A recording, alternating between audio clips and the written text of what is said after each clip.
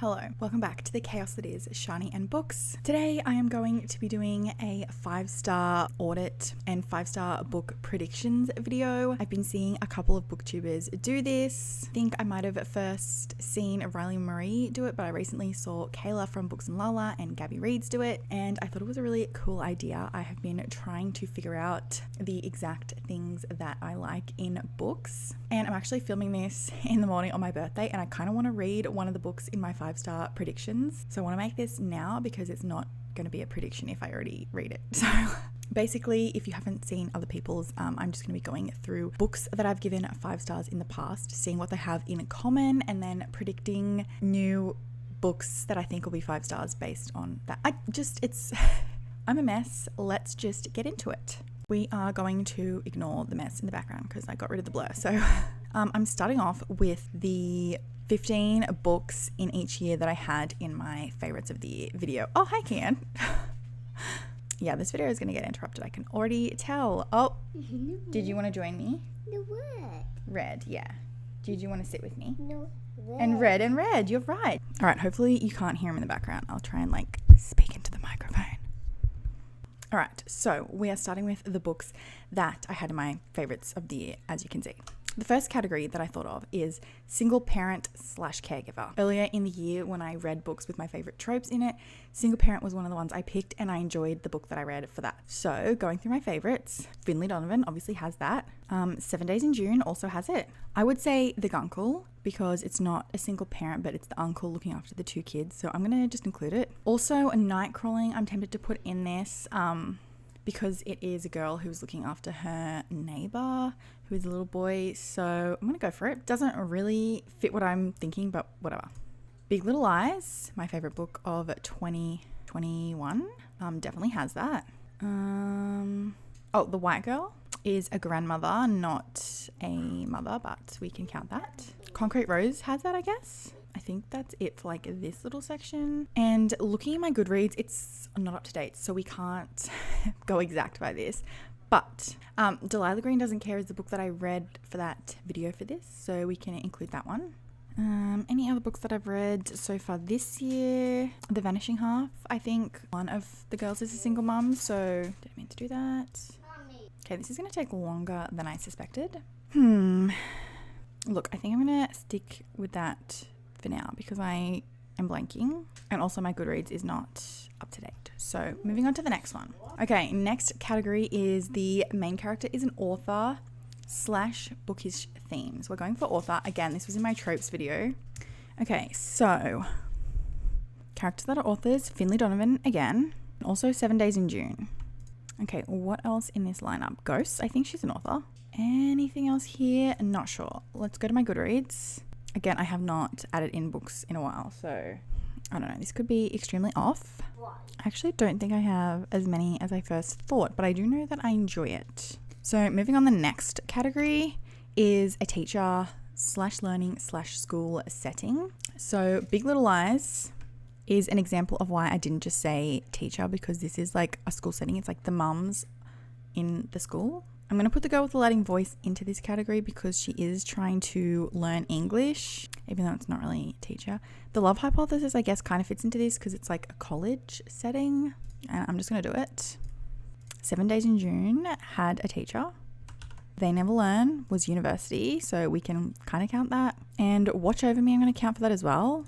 Okay, True Biz was also school. I read that for that vlog, and the reason I'm not just saying set in a school is because young adult novels have that, but that's not really what I'm looking for. I kind of want a school setting, but from the perspective of the teacher or the parents, or just not from the perspective of the students specifically, I think. I'm trying to think if I have any others. Again, I haven't rated half the books that I put in here for this year, and I also haven't put in all my books, so it is a bit tricky to do this, but I think I will just leave it at that because yeah, that should do. I don't know. Next category is siblings. Figured this one out recently. Mostly a sister and a brother because I have a brother, and that dynamic is obviously one I can relate to, but I do find that I enjoy other sibling books, even if it's 2 sisters or something like that. So the first book that I realized how much I loved this was a few years ago.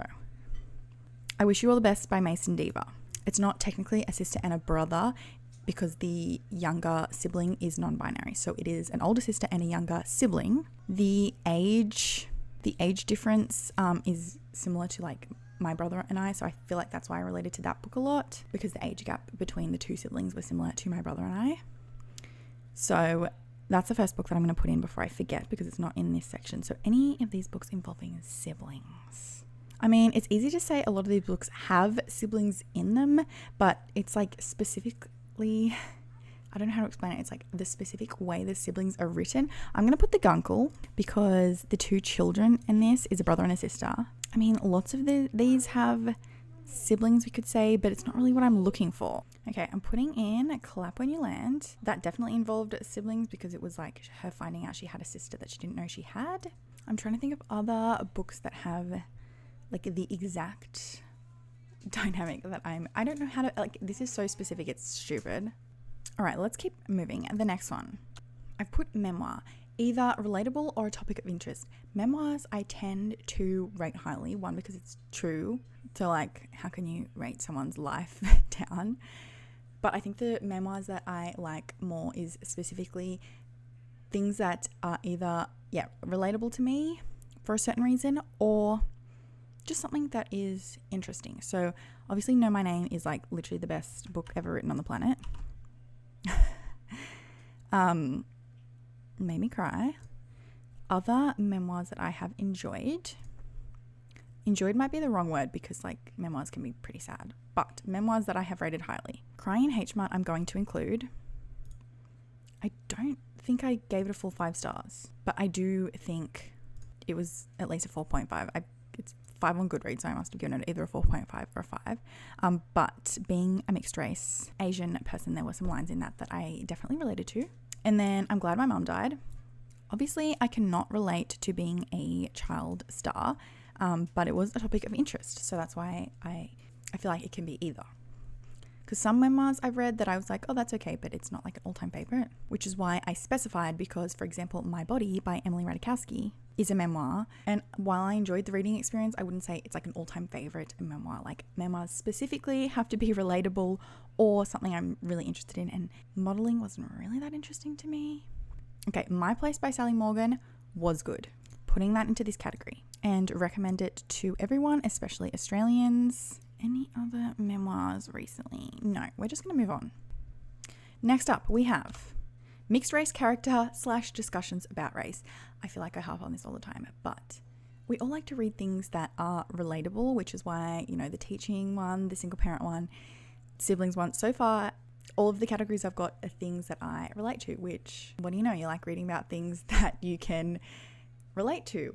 But if books have a mixed race character and discussions about being mixed race, or just discussions about race in general, I automatically just love it even more. So straight away, The Vanishing Half.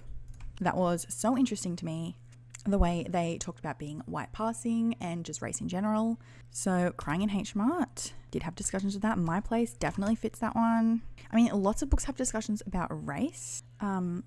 So we would have literally so many to put in this category, but I'm going to just go for the mixed race ones for now because those are especially just for me personally. So thinking of books that, The Sweetest Ceremony, this one. Darius the Great is not okay. I remember this one. And also, where is it? This almost made my favorites of the year, Patron Says Nothing. That one and Darius the Great both talked about going to a country who one of your parents is from, but you've never been there. And both of these boys grew up in America, so they felt really odd in the country. Patron Says Nothing specifically was relatable to me because that one's Filipino, the other one isn't. But both of those had that discussion of where you go over to that country. Because if I went to the Philippines right now, I would feel so left out. Like, I would not fit in at all, even though I am Filipino. So that's kind of where I'm going with this category. Those books specifically. 1, 2, 3, 4, 5. Good counting. 6, 7, 8, 9, 10. Great. Kian has joined me, so this is probably going to get worse from here on out. There are books.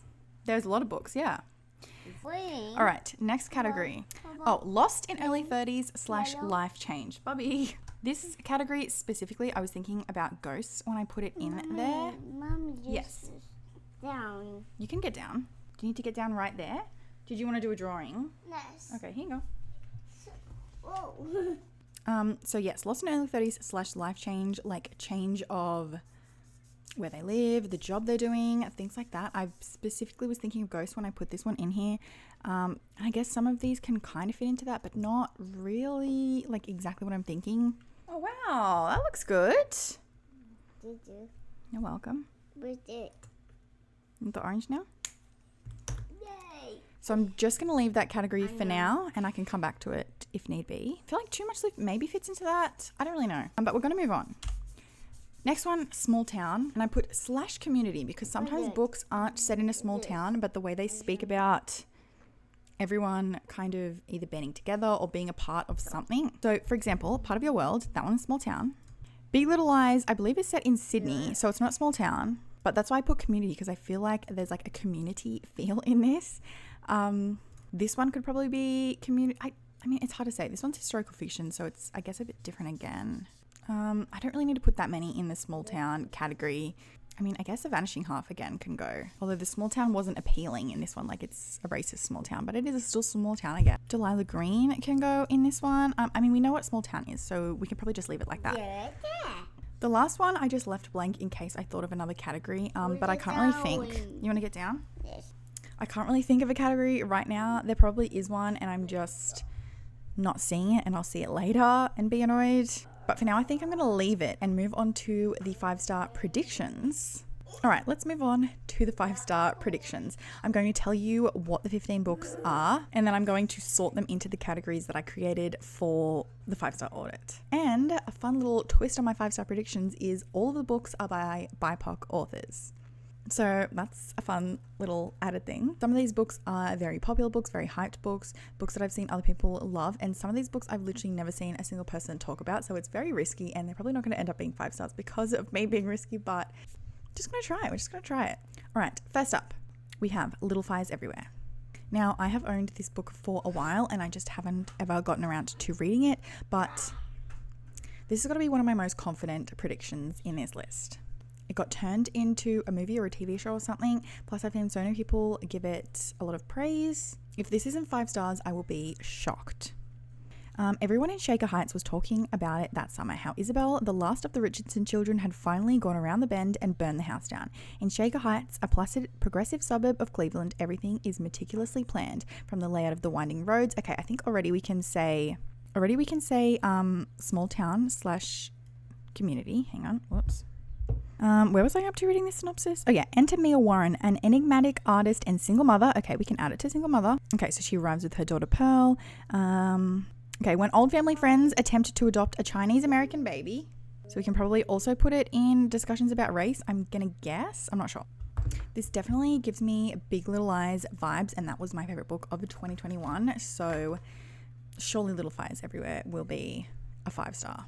Next up, we have Black Cake. Okay, I'm sure this one will also be good. Okay, so Eleanor Bennett's death leaves behind a puzzling inheritance for her 2 children, Byron and Benny. So I'm going to put this in siblings. So she leaves an inheritance of a black cake made from a family recipe with a long history. I'm not sure what else this could fall into, so I'm just going to leave it in this one. I don't know if it has any discussions about race or not, so we're going to leave it here for now. We'll see once I read it what it fits into, or maybe you can tell me if you have read it. But next one. Olga Dies Dreaming. I think this also is the siblings one. Again, I've had this for ages and I just haven't picked it up yet. It's 2017, Olga and her brother Pedro. Okay, we're going to put it in 2 siblings. Okay, we're talking about a Latinx neighborhood. I don't know if we're going to get small town / community vibes from this. I'm going to just leave it in siblings for now. This honestly gives me similar vibes to Black Cake, so hopefully I like them both. Next up, The Mothers by Britt Bennett. As you saw, I read The Vanishing Half by Britt Bennett this year and I loved it.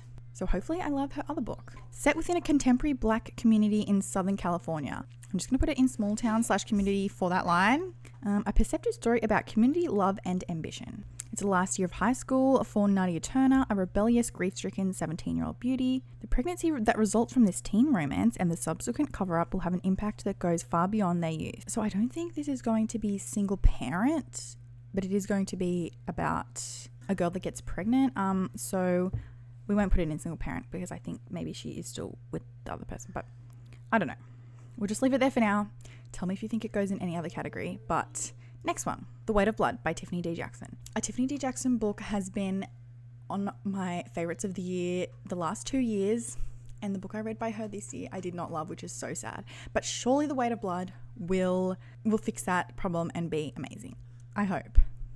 Now, I think this is a Carrie by Stephen King retelling. I have not read that book and I was going to read it first, but someone left a comment one time and told me that I should probably read this first because they read Carrie back to back before this one and it skewed their like of it. So I'm going to read this first, I think. And I know for a fact this one can go mixed race character discussion about race.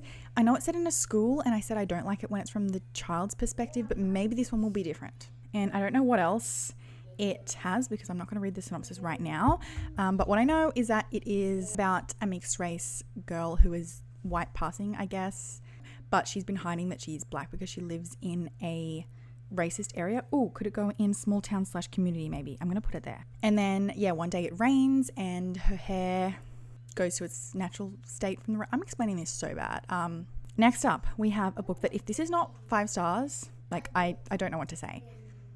Yellowface by R.F. Kuang. The only thing I'm hesitant about this is I know that this author is very intelligent and I'm worried I'm going to be too dumb reading the book, but I know it is about 2 authors, one that is a person of color and one that is white, and the white author is not very successful, the other author is, and then they die and the white person like steals their book and publishes it as their own. So already I know mixed race character is going to be in it, and because they're authors we can also put them in the author category. I think that's it. I don't know what else it has in it, but I'm so excited for this one. Next up, we have In the Dream House, which is a memoir. So I'm going to put it straight away here. And I'm really hoping that I like this one. Next up, we have Pizza Girl. I've never heard anyone talk about this. I saw it randomly, I think maybe on Instagram or one time, and it intrigued me. So let me read you what it's about. Coming of age story of a pregnant pizza delivery girl who becomes obsessed with one of her customers. She's pregnant. Is she single? We might just put it in the single category. We'll just see. She's deeply lost and in complete denial about it. She's not in her early 30s. She's 18. But we're just going to put here because she is lost. Oh, she does have a boyfriend. So she doesn't really fit single parent. I'm going to leave it there. Her world is further upended when she becomes obsessed with Jenny, a stay-at-home mother new to the neighborhood who comes to depend on weekly deliveries of pickled covered pizzas for her son's happiness. As one woman looks towards motherhood and the other towards middle age, the relationship between the two begins to blur in a strange, complicated, and ultimately heartbreaking way. Not sure if this fits for small town. It does say new to the neighborhood. Suburban Los Angeles. Let's put it there. Let's just put it there for now and we'll see. We'll see when I read it what comes of that. Next up, we have, Mika in Real Life by Emiko Jean. I read, what was the other book called? Tokyo Dreaming. What the heck was it called? No, Tokyo Dreaming is a sequel that I have not read. Tokyo Ever After by this author.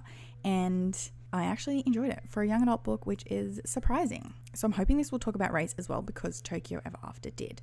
But this one I think is adult. One phone call changes everything. At 35, Mika Suzuki's life is a mess. Her last relationship ended in flames. Her roommate / best friend might be a hoarder. She's a perpetual disappointment to her traditional Japanese parents.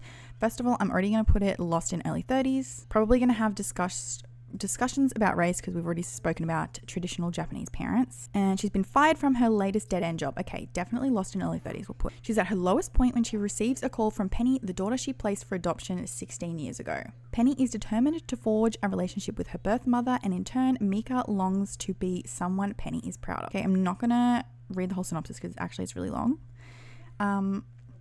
Not sure if this will count for single parent. I'm just going to put it there because she's not really the parent. She is the birth mother, obviously, but she put the child up for adoption, so we'll just leave it there for now. Next up, we have Queenie. This one's a backlist book. I feel like it's been out for ages, but I've wanted to read it for ages. Oh, not that long, 2019. Queenie Jenkins is a 25-year-old Jamaican British woman living in London, straddling 2 cultures and slotting neatly into neither. And there we have the line that makes me want to read it, mixed race conversations about race. She works at a national newspaper. I don't know, like I could put that in character is an author. Like, does she write something for the newspaper? I don't know. I'm just going to leave it. After a messy breakup from her long-term white boyfriend, I'm going to put, she's in her early 30s, but it does include a life change because it's a breakup. She seeks comfort in all the wrong places, including several hazardous men who do a good job of occupying brain space and a bad job of affirming self-worth.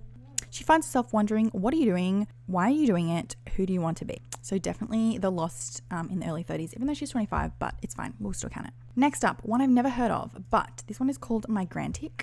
And this one is about, I believe, a Filipino who is living in Australia. So that's what piqued my interest to put it here. So I'm going to put it in the discussions about race. A Filipino migrant takes a savage journey of life in Australia, working 2 jobs and surviving on a diet of weed, booze, and little else. Tony is one of the millions of Filipinos scattered across the globe working to send money back to his family. And I just thought about what that last category could be.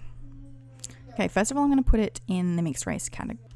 Okay, I'm putting struggling for money as the last category because I just realized a bunch of books fall into that have been in my favorites. And this character also has a teenage daughter, so we can put it in single parent caregiver.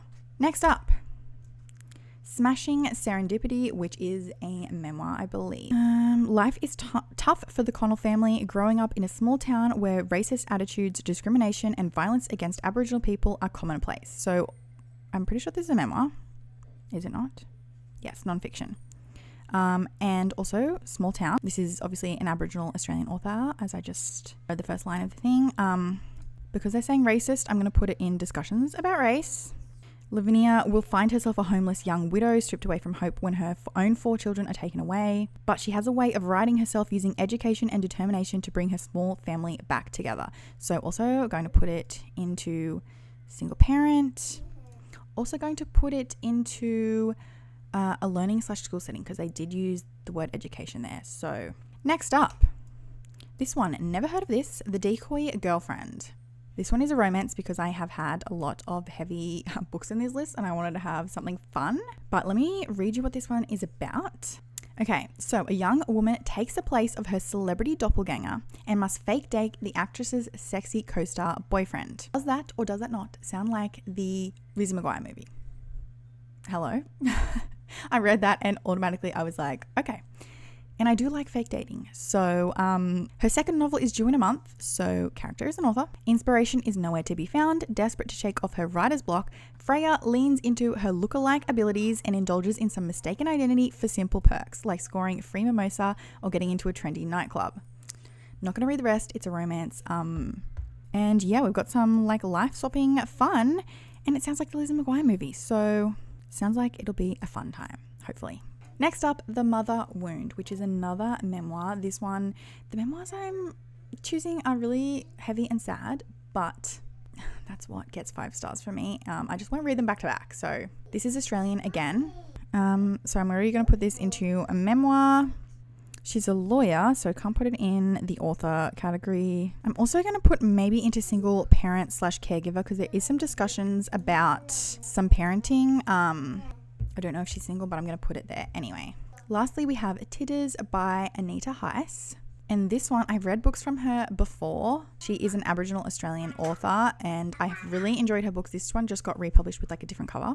Now, let me read you what this book is about. 5 women, best friends for decades, meet once a month to talk about books and life, love, and the jagged bits in between. So first of all, bookish themes.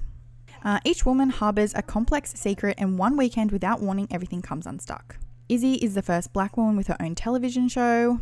Veronica, recently divorced and dedicated to raising the best sons in the world, has forgotten who she is. Xanthi, desperate for a baby, can think of nothing else, even at the expense of her marriage. Nadine, so successful at writing other people's stories, is determined to blot out her own. Basically, these women get together in a little book club, so that instantly has me. We've got a single parent as well. And most likely we have discussions about race. So there we have the 15 books that I'm hoping are going to be 5 stars. This one I just put in, so I don't know what other books fit into that category. This was a bit of a chaotic video. Oh my gosh, what happened to the lighting? When did that bloody change? Sorry, I don't know how long that's been like that for. But yes, there we have it. My 5-star audit, my 5-star predictions. Let me know if you've read any of the predictions and if you think I will enjoy them. Let me know if you have any other books that you think I will enjoy based on the categories that I put in my 5-star audit. Sorry, this is messy as always, but it is what it is. So, and yeah, I felt like reading Yellowface today, so hopefully I get to it today and we'll see how that goes. But thank you so much for watching, and I will see you in my next video.